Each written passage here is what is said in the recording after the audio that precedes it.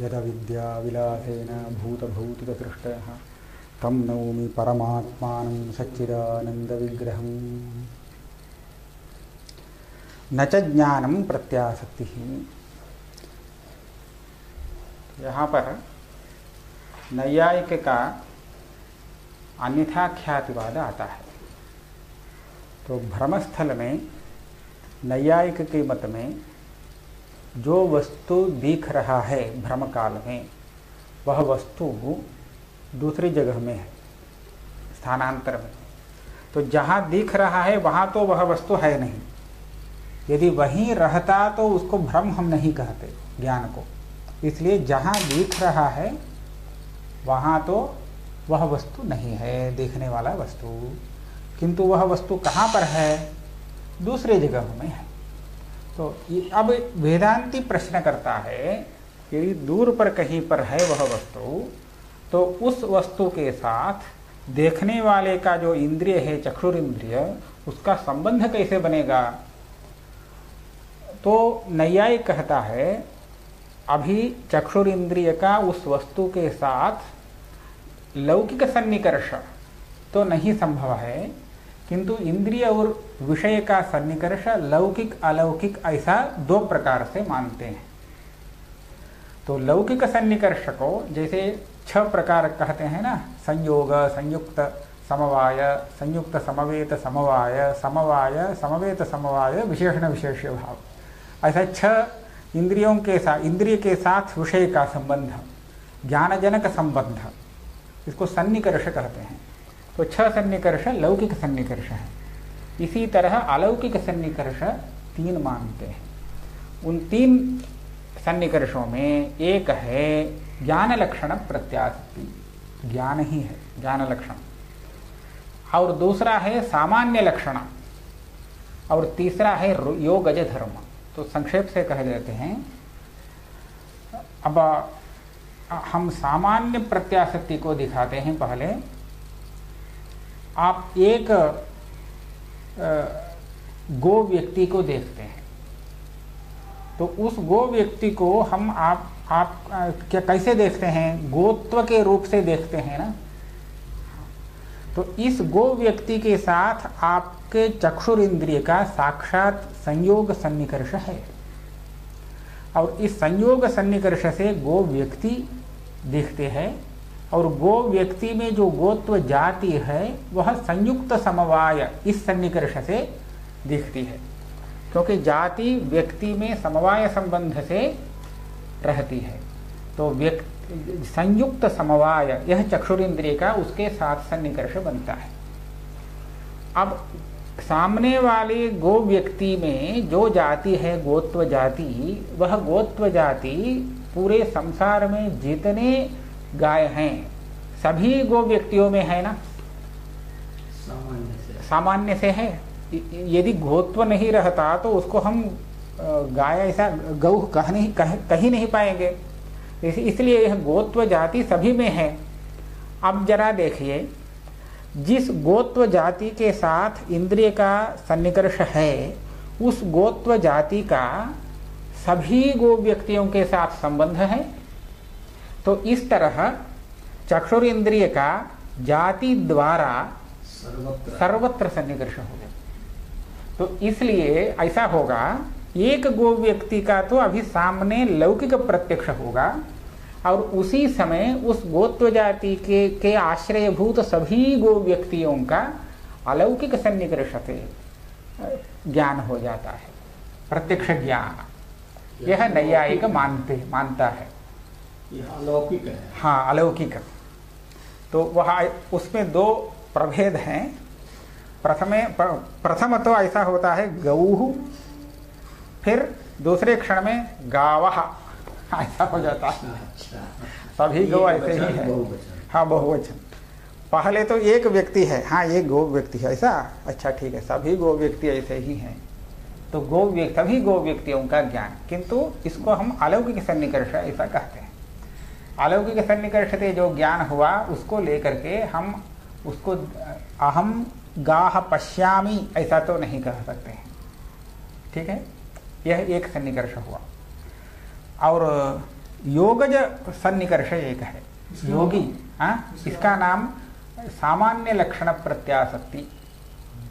सामान्य माने जाति, जाति ही लेना है ऐसा नहीं, समान धर्म, अनेकों में रहने वाला एक, उसको सामान्य कहते हैं। मानव को देखा तो सारे मानव, एक मनुष्य को देखा तो सारे मानवों का ज्ञान हो गया, सामान्य लक्षण प्रत्याशक्ति से। तो इसी तरह योगज धर्म एक है। योगी को योग के प्रभाव से एक पुण्य अदृष्ट उत्पन्न हो जाता है। उस अदृष्ट के प्रभाव से वह वर्तमान, अतीत, दूर स्थित सबको देखता है। तो वहां पर वो योगज धर्म जो है वह धर्म ही इंद्रिय के साथ, इंद्रिय और विषय के बीच में प्रत्याशक्ति के रूप में आ जाता है। प्रत्याशक्ति माने विषय और इंद्रिय का संबंध। प्रत्याशक्ति, सन्निकर्ष, ये सब विषय और इंद्रिय के बीच का जो संबंध है, ज्ञानजनक संबंध, उस संबंध के लिए ये शब्द प्रयोग किए जाते हैं। अब बीच का है योगज धर्म तो तीसरा है, सामान्य लक्षण प्रथम है, तो बीच का एक है अलौकिक प्रत्याशक्ति, उसको हम ज्ञान लक्षण प्रत्याशक्ति कहते हैं। वो कैसे, आप देखिए उसका उदाहरण। अब दुकान में चंदन के बहुत से लकड़ी हैं, आप उसको देखते आए हैं। किसी एक चंदन व्यक्ति को, चंदन काष्ठ को आपने सूंघा तो उसमें बहुत अच्छा सुगंध आपको मालूम हुआ। अब उस समय तो आप उसको लिए नहीं, उसको वहीं रख दिए। फिर थोड़ी देर बाद आकर के कहते हैं ये वाला काष्ठ बहुत सुगंधी है। किसको देख करके, आंख से देख करके आप बताते हैं अमुक काष्ठ इदम सुरभि चंदन खंड, सुरभि चंदनम, ऐसा आप कहते हैं। अब उसका सौरभ जो है वो आपके चक्षुरेंद्रिय का गोचर नहीं है, अभी दूर में है, इसलिए घ्राणेन्द्रिय का उसके साथ संबंध नहीं होता। तो कैसे आपको पता चला यह अमुक काष्ठ? तो आपको कहना पड़ेगा, वह आपको याद में है, इस चंदन खंड में आपने सौरभ का अनुभव किया है, जो अनुभव किया उसका अभी स्मरण है। तो तभी वह स्मरण जो है, वह स्मरण ही अपने विषय सौरभ का इसके साथ सन्निकर्ष या चक्षुरेंद्रिय का सन्निकर्ष के रूप में उपयुक्त हो जाता है। तो आप आंख से देख करके बता देते हैं हाँ यह सुरभि चंदन खंड ऐसा। लेकिन सुरभि सौरभ तो साक्षात चक्षुरेंद्रिय का विषय होता नहीं है ना, तो वो ज्ञान ही प्रत्याशक्ति। इसलिए मानना पड़ेगा अभी घ्राणेन्द्रिय का उपयोग न करके भी आप इसका पता लगा रहे हैं, अनुमान से लगा रहे हैं, यह बात नहीं। यहाँ कोई व्याप्ति ज्ञान आपके पास नहीं है, आप केवल उस चंदन खंड को देख करके बता रहे हैं। तो पूर्व संस्कार कहलाएगा ना। ठीक है, अभी तो आंख से न देख रहे हैं, पूर्व में तो आप उस सौरभ का अनुभव आंख से तो नहीं किए थे, वो तो घ्राणेन्द्रिय से हुआ था। तो उस घ्राणेन्द्रिय का संस्कार रख लिया है, उसका स्मरण हुआ, तो यह आंख से आप कैसे देख करके बता सकते हैं? इसलिए उस चाक्षुष ज्ञान के लिए तो चक्षुरेंद्रिय का उसके साथ सन्निकर्ष होना चाहिए। तो वो कहते हैं वो ज्ञान है उसका, उसी विषय का जो ज्ञान है, स्मरणात्मक कोई भी ज्ञान ले सकते हैं, स्मरणात्मक ज्ञान ही चक्षुरेंद्रिय का उस विषय के साथ प्रत्याशक्ति बन जाता है और उस विषय का ज्ञान करा देता है, प्रत्यक्ष हो जाता है, ऐसा कहते हैं। तो हमें अभी भ्रमस्थल में उस ज्ञान लक्षण प्रत्याशक्ति का उपयोग करना चाहिए। इसने कहीं सर्प देखा है इसके पूर्व में, अभी रज्जु सामने पड़ी है, अब उसको सर्प भ्रम कैसे हुआ? तो सर्प माने भ्रम में जो सर्प दिख रहा है वह अन्यत्र है। आपने यह पूछा अन्यत्र स्थित सर्प के साथ इसके चक्षुरेंद्रिय का क्या सन्निकर्ष बनेगा? तो हम कहेंगे ज्ञान ही सन्निकर्ष बनेगा, क्योंकि उस सर्प का संस्कार जब उद्बुद्ध हो जाता है तो उसकी स्मृति हो जाती है, सर्प की स्मृति, और दोषवशात उसको उस सर्प का जो स्थल है, स्थान है, वो उसका पता नहीं रहता है, वो कहाँ पर सर्प को देखा था, देश और काल का, केवल सर्प मात्र का स्मरण हो गया वही स्मरणात्मक ज्ञान सर्प के साथ उस चक्षुरेंद्रिय का सन्निकर्ष प्रत्याशक्ति बन जाता है और इस तरह वह सर्प चक्षुरेंद्रिय से देखने योग्य बन जाता है। ऐसा नैयायिक कहते हैं। तो यही उसका खंडन करते हैं, न च ज्ञानम तत्र प्रत्याशक्ति ही। वेदांती उसका खंडन करते हैं, ज्ञान को उस स्थल में आप प्रत्याशक्ति नहीं मान सकते। क्यों? अभी तो उपवादन किया था।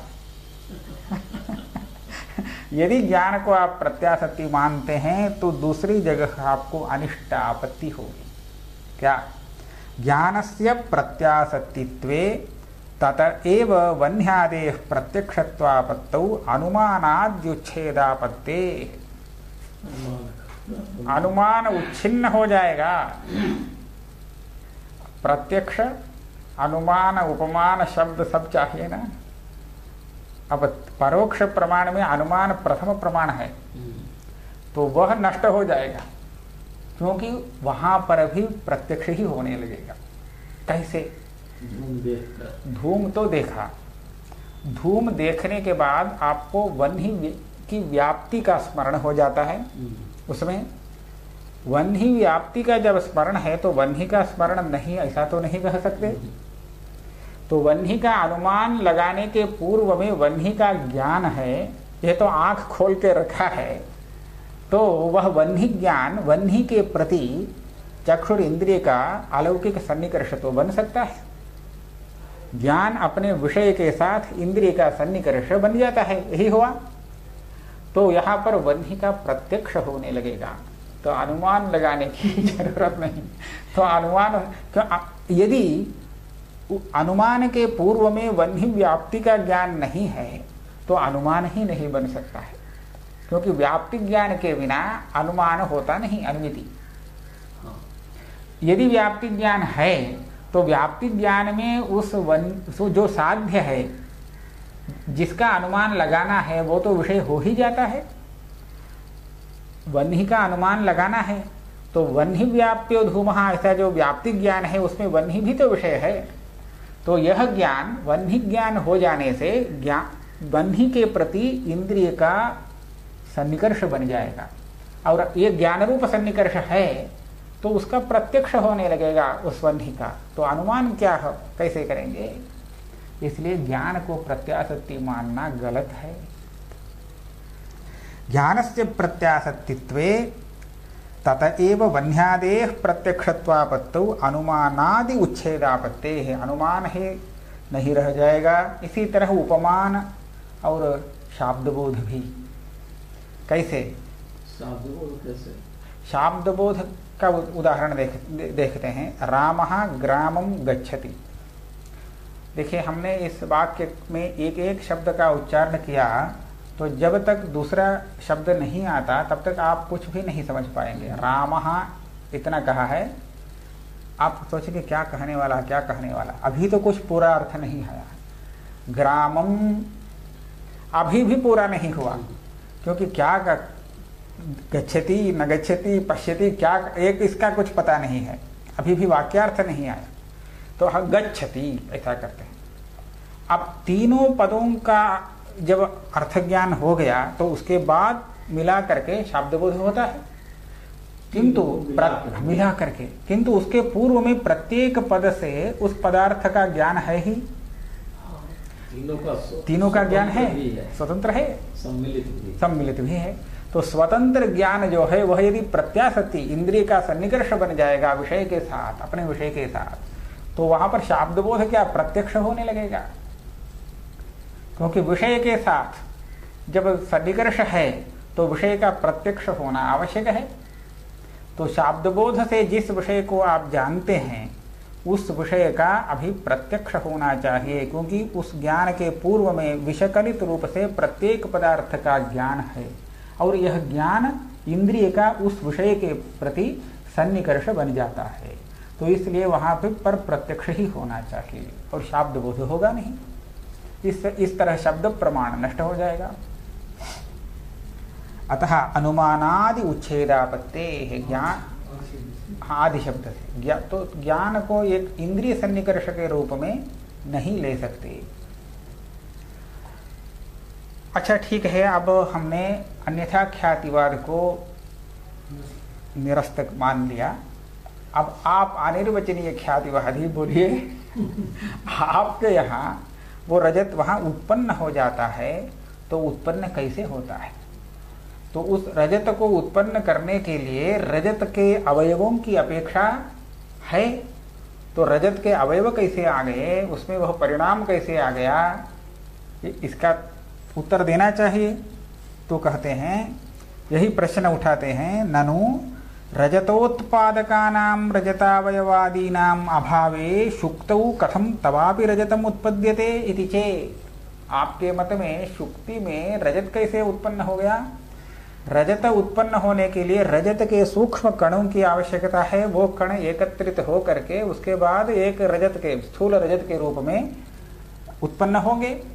तो यहाँ पर तो रजत के का अवयव कुछ है नहीं, तो कैसे रजत उत्पन्न हुआ? तो कहते हैं, उच्यते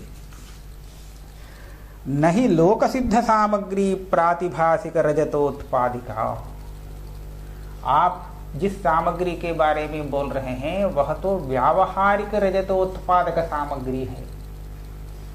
आप जिस सामग्री के बारे में पूछ रहे हैं उस सामग्री से व्यावहारिक रजत उत्पन्न होता है, लेकिन दिखने वाला रजत व्यावहारिक रजत नहीं, यह प्रातिभासिक रजत है। तो प्रातिभासिक रजत के उत्पत्ति के लिए रजतावयवों की अपेक्षा नहीं है।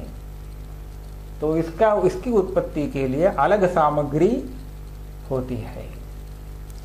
नहीं लोक सिद्ध सामग्री प्रातिभासिक रजतोत्पादिका। लोक सिद्ध सामग्री इसका अर्थ है लोक में रजत जिस सामग्री से उत्पन्न होता है वह सामग्री प्रातिभासिक रजतोत्पत्ति के लिए उस सामग्री की अपेक्षा नहीं।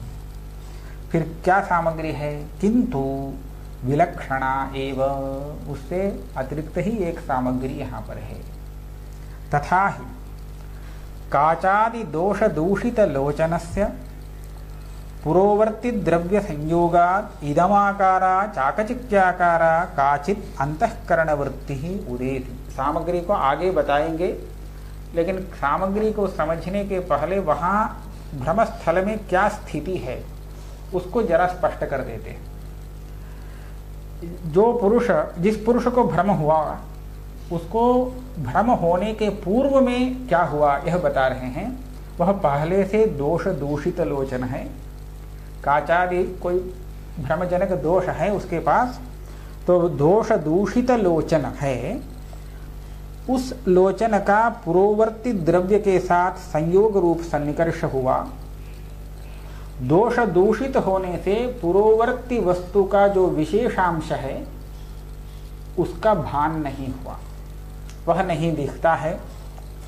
केवल इदम आकारा, हाँ कुछ कोई वस्तु है सामने, कुछ वस्तु है ऐसा सामान्य रूप से उसका ज्ञान वह देखता है।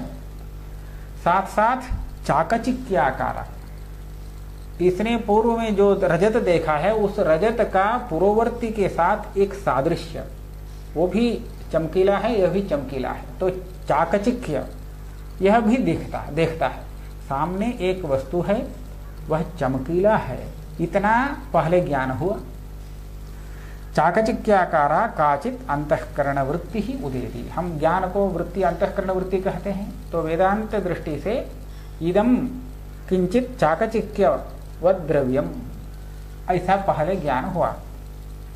तस्यांच वृत्तौ इदमंशावच्छिन्नं चैतन्यम प्रतिबिंबते। हम पूर्वोक्त प्रक्रिया के अनुसार यह वृत्ति पूर्ववर्ती वस्तु जो है उस स्थल में वहां तक जाती है, तो वहां जाने के बाद विषयावच्छिन्न चैतन्य और वृत्तिवच्छिन्न चैतन्य एक हो जाता है, यह पहले कहा गया है। तो तस्याम वृत्तौ, उस वृत्ति में जो प्रतिबिंब पड़ता है चैतन्य का, वह इदमवच्छिन्न चैतन्य का प्रतिबिंब पड़ता है। तस्यांच वृत्तौ इदमंशावच्छिन्नं चैतन्यं प्रतिबिंबते। तत्र पूर्वोक्त रीत्या वृत्तेः बहिः निर्गमनेन इदमंशावच्छिन्न चैतन्यम वृत्त्यवच्छिन्न चैतन्यम प्रमात्र चैतन्यंच अभिन्नम भवति। ये पूर्वोक्त रीति से समझना चाहिए। वहां पर इदमंशावच्छिन्न चैतन्य भी वही है, वृत्त्यवच्छिन्न चैतन्य वही है, क्योंकि एक स्थल पर आ गए, और प्रमात्र चैतन्य भी एक ही है। तीनों का अभेद हो जाता है, अभिन्नम भवति। ततश्च, अब सामग्री बताते हैं, प्रमात्र चैतन्याभिन्न विषय चैतन्य निष्ठा। प्रमात्र चैतन्य से अभिन्न ऐसा जो विषय चैतन्य, उस चैतन्य में रहने वाली अविद्या, अविद्या का यह विशेषण है। प्रमात्र चैतन्याभिन्न विषय चैतन्य निष्ठा। यह अविद्या का विषय क्या है? शुक्तित्व।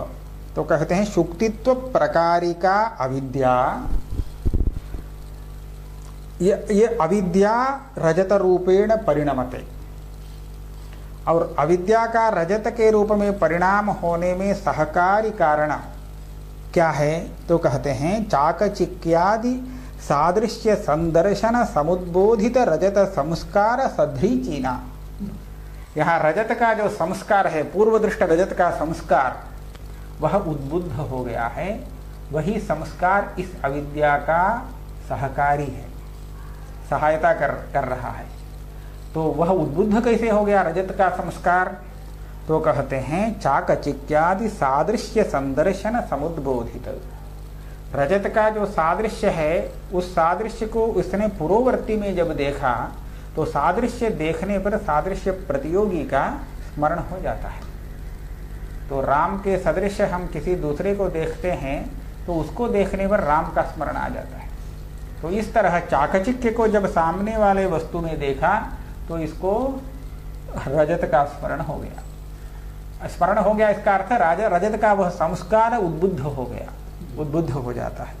तो इस तरह चाकचिक्यादि सादृश्य संदर्शन समुद्बोधित रजत संस्कार सध्रीचीना। सध्रीचीन का अर्थ है उसके सहायक। यह सहांचति, साथ में आने वाले को सध्रियं कहते हैं। सध्रीचीन भी वही है। सध्रीचीना काचादि दोष समवहिता। इतने मात्र से पर्याप्त नहीं, वो दोष भी उसके साथ चाहिए। तो अविद्या, संस्कार और दोष, यह तीन ही मिलकर के प्रातिभासिक रजतोत्पादक सामग्री हो जाते हैं। रजत रूप अर्थाकारेण रजत ज्ञानाभासाकारेण च परिणमते। रजत रूप विषय रूप, हमारे यहाँ जहाँ ज्ञान है तो वहाँ विषय भी है। विषय के बिना ज्ञान होता नहीं। तो यहाँ पर रजताकार परिणाम भी है, तज्ञानाकार परिणाम भी है। तो भ्रमात्मक ज्ञान अविद्या का परिणाम है। इसको अविद्या वृत्ति कहते हैं। अंतःकरण वृत्ति जैसे मानते हैं, उसी तरह अविद्या वृत्ति। अंतःकरण वृत्ति प्रमाण व्यापार से बनती है, लेकिन अविद्या वृत्ति के लिए प्रमाण व्यापार नहीं, यह दोष संस्कार ये सब है, तो अविद्या वृत्ति बन जाती है। तो यहाँ पर थोड़ा सा दल कृत्य दिखाना पड़ेगा। प्रमात्र चैतन्य अभिन्न विषय चैतन्य निष्ठा शुक्तित्व प्रकारिका अविद्या। अविद्या का दो विशेषण दिया। एक विषय चैतन्य निष्ठा, विषय चैतन्य में भी एक विशेषण लगा दिया है, प्रमात्र चैतन्य अभिन्न विषय चैतन्य। यह हुआ अप्रत्यक्ष का लक्षण है। तो इस तरह प्रमात्र चैतन्य अभिन्न विषय चैतन्य निष्ठा, यह एक विशेषण है। शुक्तित्व प्रकारिका, यह दूसरा विशेषण है। ठीक है।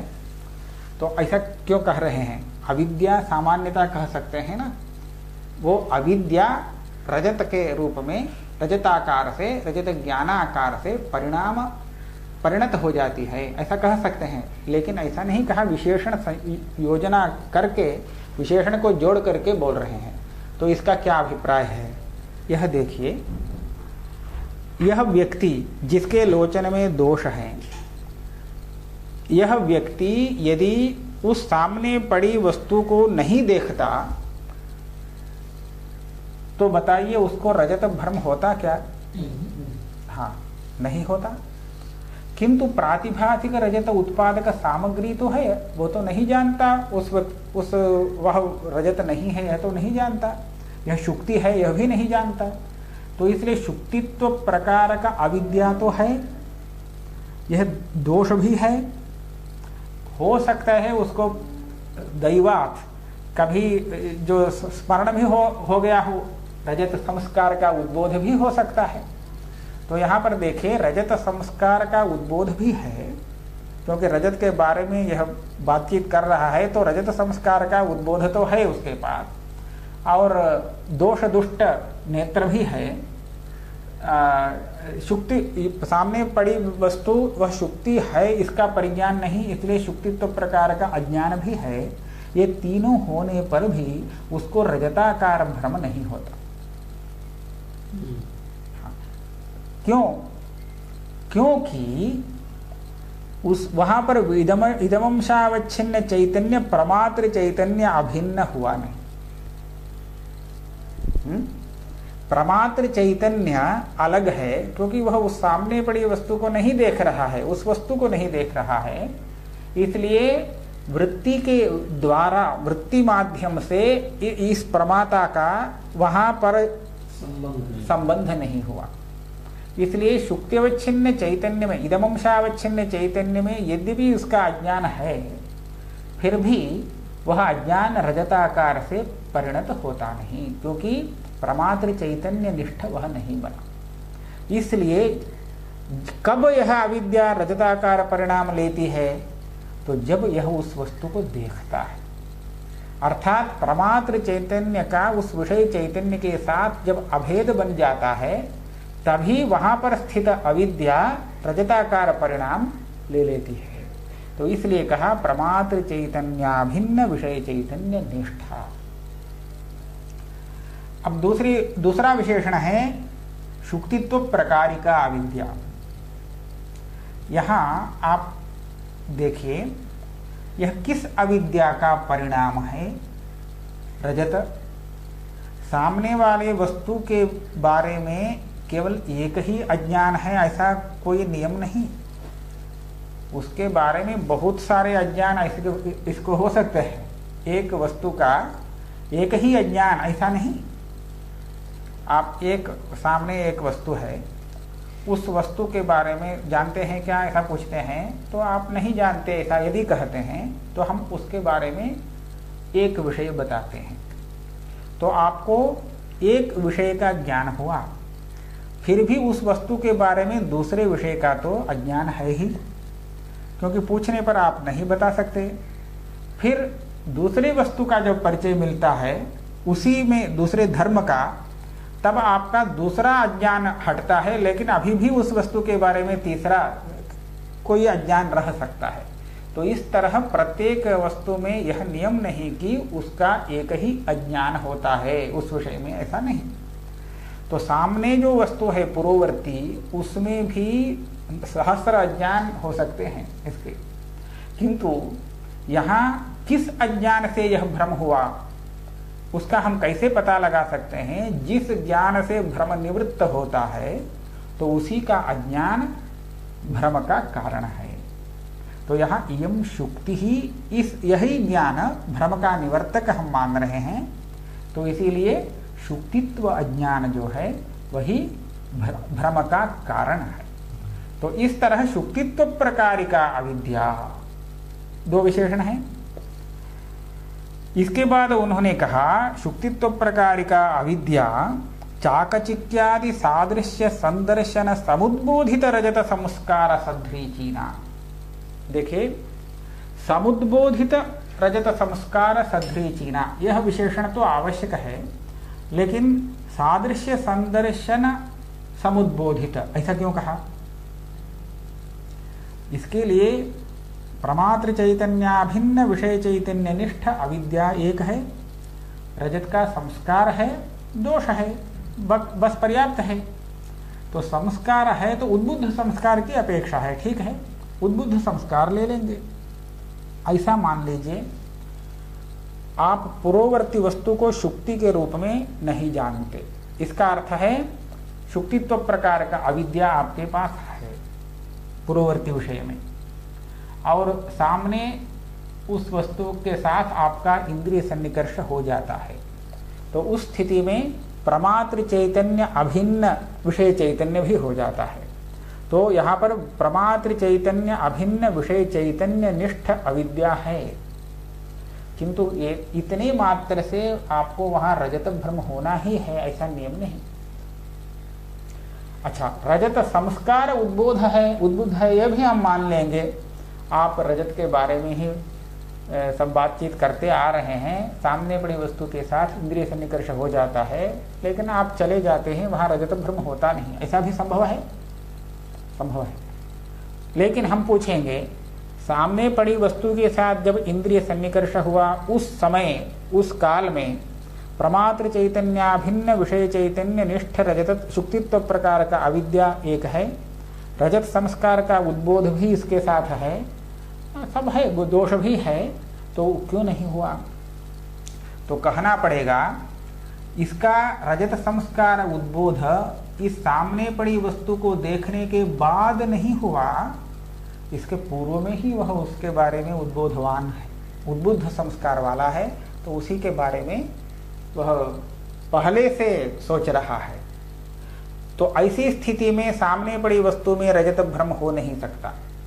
हमें चाहिए सामने जो वस्तु है उस वस्तु में जो सादृश्यादि संबंध देखा, उस संबंध से किसी संस्कार का उद्बुद्ध होना यही भ्रम के लिए कारण है। अन्यथा भ्रम का कारण संस्कार का जागृत हो जाना यह कोई स्वतंत्र रूप से भ्रम का कारण नहीं है। तो इसलिए उन्होंने यह लगाया सादृश्य संदर्शन समुद्बोधित संस्कार सदृजीना, ऐसा। और काचादि दोष समवहिता, अन्य सब है फिर भी काचादि दोष नहीं रहता तो भ्रम उत्पन्न नहीं होता।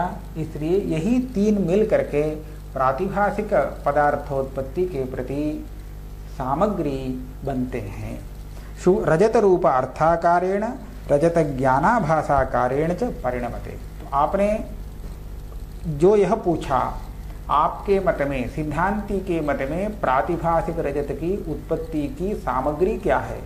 क्योंकि व्यावहारिक रजत उत्पन्न करने के लिए जिस सामग्री की अपेक्षा है अवयवों की, वो अवयव यहाँ है ही नहीं, तो यहाँ कैसे रजत उत्पन्न हो जाएगा? तो कहते हैं इस प्रातिभाषिक रजत की उत्पत्ति की सामग्री अलग है, तो यही है वह सामग्री।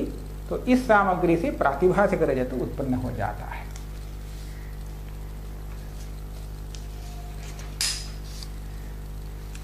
हाँ, अभी यहां पर परिणमते, ऐसा परिणाम इस शब्द का प्रयोग किया गया। इस शास्त्र में परिणाम शब्द का और विवर्त शब्द का भी प्रयोग होता है।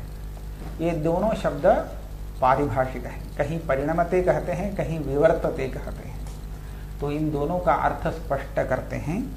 परिणामो नाम उपादान समसत्ता का कार्यापत्ति ही। उपादान कारण कहते हैं ना, निमित्त कारण और उपादान कारण। उपादान कारण और कार्य इन दोनों में यदि समान सत्ता हो तब तो उपादान कारण का वह कार्य परिणाम होता है। समसत्ता हो, समसत्ता। तो विषम सत्ता को दिखाते हैं तो आपको समसत्ता पता चलेगा। देखिए, उपादान कारण तो सत्य है, पारमार्थिक है, लेकिन उसका कार्य ऐसा नहीं। ऐसा यदि कहते हैं तो यह विषम सत्ता कहते हैं। दोनों ही समान सत्ता वाले हैं, माने कार्य भी मिथ्या है, कारण भी मिथ्या है तो वहां पर समान सत्ता कहे, दोनों को पारमार्थिक वेदांती नहीं कहेगा। तो इसलिए कारण और कार्य दोनों में, दोनों को मिथ्या मानते हैं, व्यावहारिक मानते हैं, व्यावहारिक सत्य मान लीजिए। तो ऐसी स्थिति में वहां पर वो परिणाम कहा जाता है।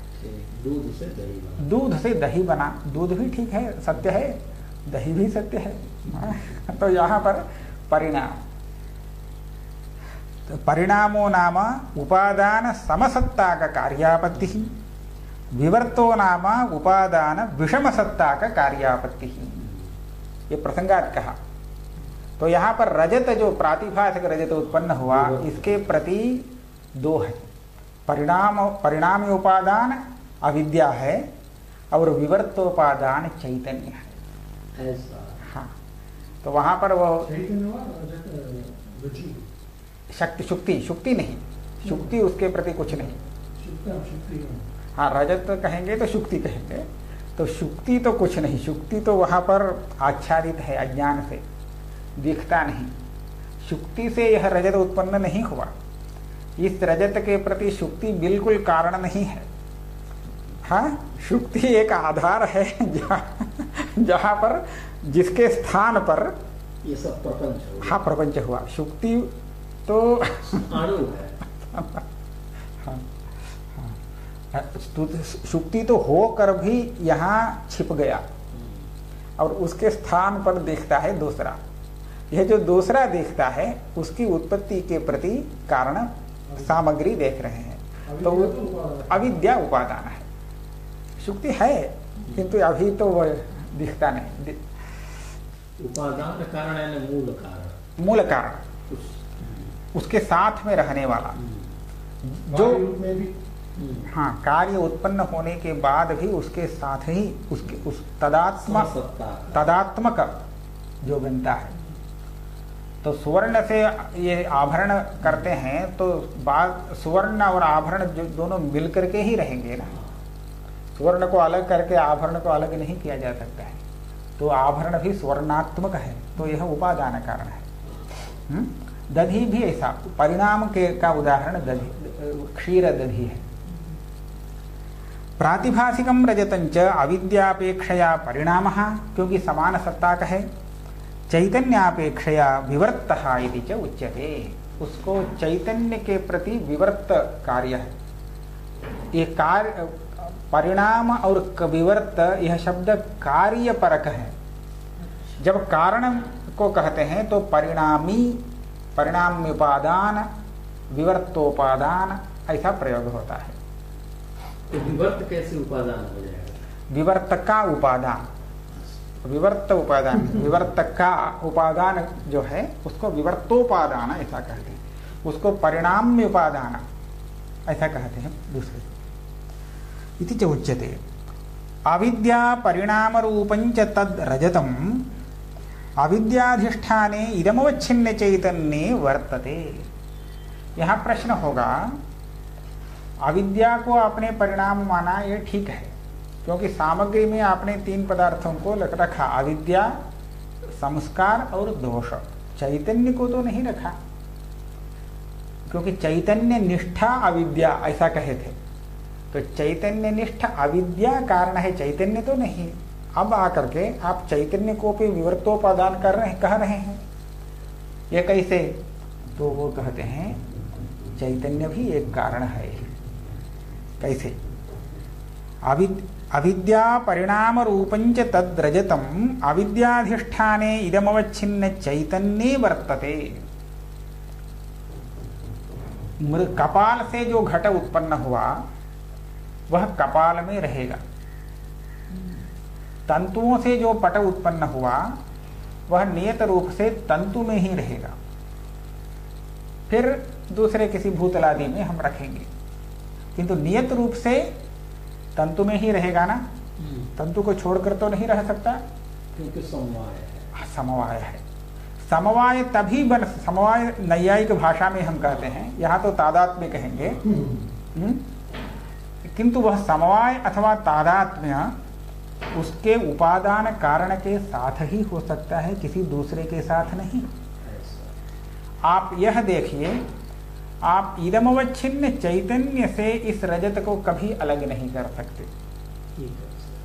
क्योंकि सामने पड़ी वस्तु में जो इदमवच्छिन्न चैतन्य है उसी के साथ यह वस्तु दिखता है। चैतन्य हट गया तो यह वस्तु नहीं है। तो चैतन्य के साथ भी उसका समवाय अथवा तादात्म्य संबंध है। यह तादात्म्य संबंध चैतन्य के साथ इसलिए है क्योंकि वह भी यहाँ उपादान कारण है। केवल अविद्या ही उपादान कारण ऐसा नहीं, तो अविद्याधिष्ठान जो जहाँ पर है वह अविद्या, वो चैतन्य भी उस रजत के प्रति एक उपादान कारण है।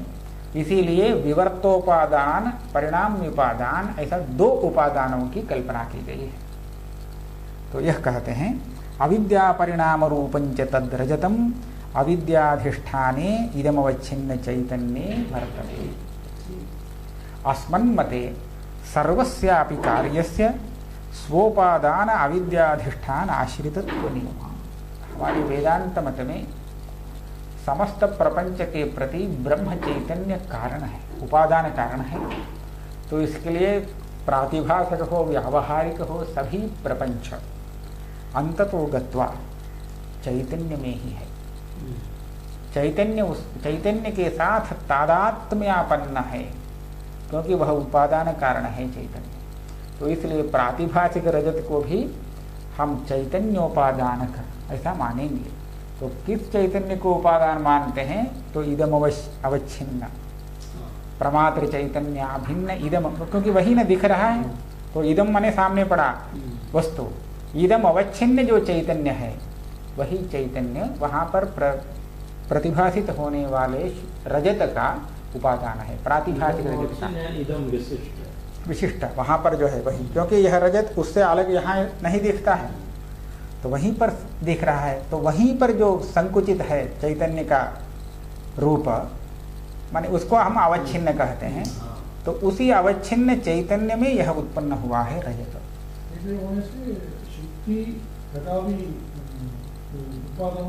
नहीं, शुक्ति केवल अधिष्ठानता अवच्छेदक है, चैतन्य का अवच्छेदक अधिकरण हो सकता है लेकिन कारण नहीं। कारण के रूप में चैतन्य और अविद्या, शुक्ति उस रजत के प्रति कुछ नहीं है। इति नियमात। हाँ, तो यहां पर रखते हैं, आगे दूसरा प्रश्न है।